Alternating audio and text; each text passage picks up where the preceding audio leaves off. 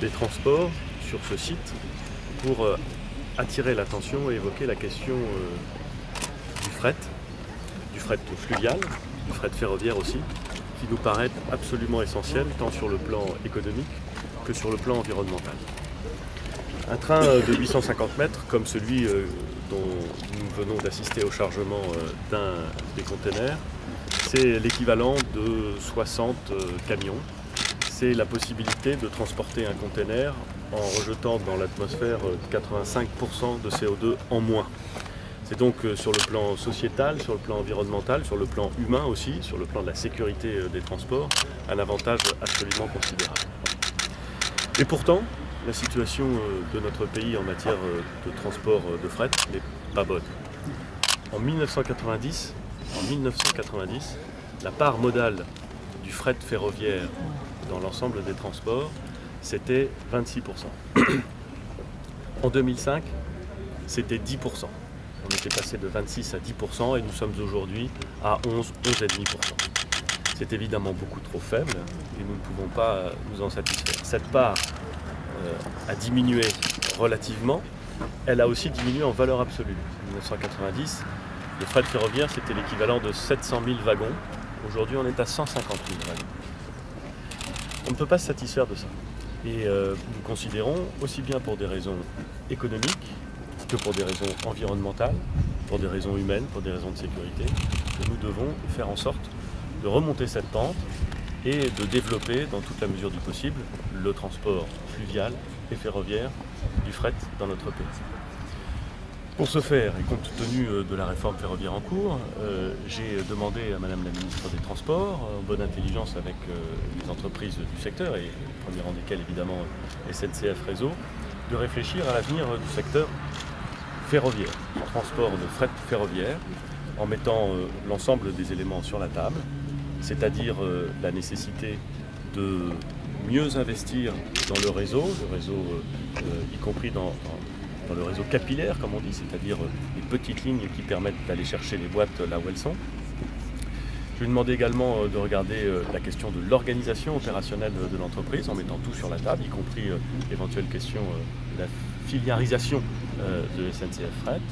Je lui ai demandé aussi de regarder l'évolution des péages, car pendant longtemps on a raisonné comme s'il suffisait sur le papier de monter le tarif des péages du fret ferroviaire de façon rapide et continue pour équilibrer sur le papier les comptes de la SNCF, ce qui ne se passe pas. Il faut donc évidemment réfléchir à cette question des péages.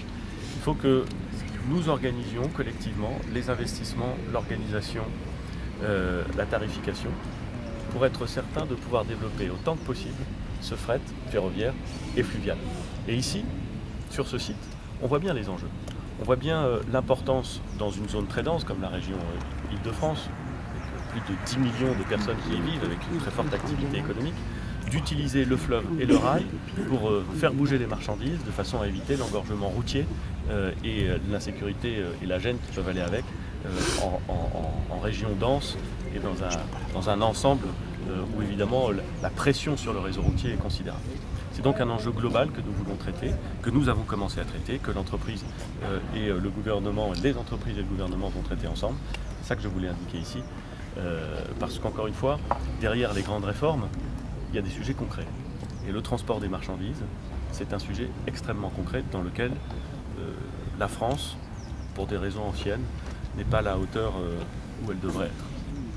On parle du secteur ferroviaire. Emmanuel Macron a annoncé hier la reprise de la dette de la SNCF. Est-ce que ça doit mettre fin au mouvement de contestation? Il ne vous a pas échappé que j'étais venu ici pour parler du transport du fret, qui est un sujet en soi. Je comprends que, évidemment, ce soit d'autres éléments qui vous passionnent, mais il se trouve que celui-là fait partie du sujet.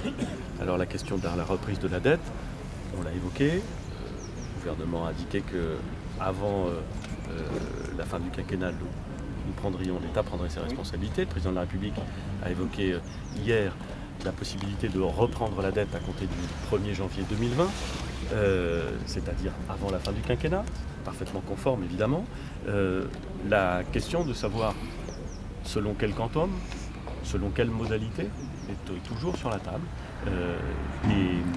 Et nous avancerons sur le sujet dans les conditions que j'ai moi-même exposées, c'est-à-dire aussi vite que nous aurons l'assurance que la transformation opérationnelle de l'entreprise, la transformation du dispositif, permet de garantir aux Français que nous n'allons pas continuer à assumer une dette qui croîtrait sans être contrôlée. Donc il y a là finalement une échéance de temps qui est évidemment conforme à ce que nous disions et qui laisse la place à des discussions qui vont se tenir avec la ministre dans les semaines, peut-être les mois, on verra, mais en tout cas dans les semaines qui viennent. Y compris sur le montant. Oui, c'est ce que j'ai dit, les quantums et les modalités, bien entendu, doivent être discutées. La dette est considérable, hein. On parle d'une masse de plus de 45 milliards de dettes. 45 milliards de dettes. Si les contribuables français, car il s'agit bien des contribuables français, sont appelés à assumer le paiement de cette dette, ils doivent avoir la certitude que l'entreprise fonctionne de façon à ne pas continuer, année après année, à accroître cette dette. Alors excusez-moi, ça ne va pas vous plaire, ça n'a pas vraiment un sujet, le fret ferroviaire, qui d'après ce qu'on a compris peut attendre encore un peu puisqu'on a beaucoup de retard. Ma question, c'est sur la seconde journée de solidarité. Alors, je vais parler exclusivement ici des questions relatives au fret ferroviaire.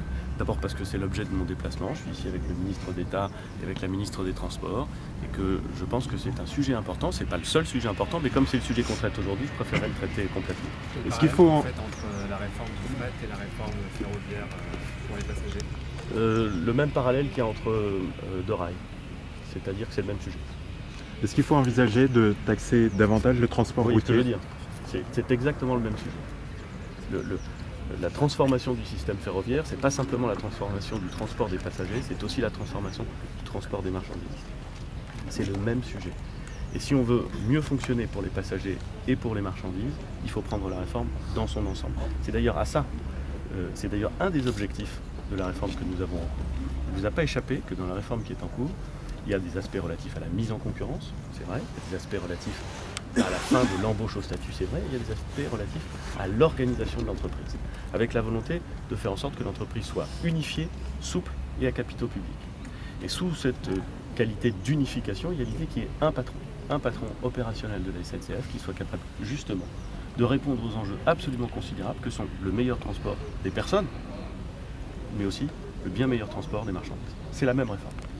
Est-ce qu'il faut envisager de taxer davantage le transport routier pour inciter au transport fluvial et Non, je ne suis pas sûr que la solution passe toujours par plus de taxes. Si c'est le sens de votre question, je pense que nous avons beaucoup à faire en termes d'organisation, de tarification, c'est vrai, mais d'organisation, d'investissement. Et avant de commencer à évoquer les sujets de taxes, je préfère regarder l'ensemble du dossier. C'est la raison pour laquelle j'ai demandé à la ministre de se rapprocher des entreprises du secteur et évidemment de SNCF pour présenter un plan global, industriel, avant de poser les questions de fiscalité que vous évoquez. Un mot, monsieur le ministre ? Non, simplement abonder dans ce qu'a dit le Premier ministre. Derrière la réforme de la SNCF, il faut voir ce qu'il y a comme objectif ultime. Une fois que nous aurons créé les conditions économiques pour que la SNCF puisse investir, recréer la confiance, il y a deux objectifs que nous partageons avec le Premier ministre et avec Elisabeth Borne. Améliorer le quotidien des Français. Je pense que là-dessus, tout le monde a conscience qu'il y a une grande marge de manœuvre, il y a une véritable urgence. Et on l'avait peut-être un peu oublié, c'est pour ça que je m'en réjouis.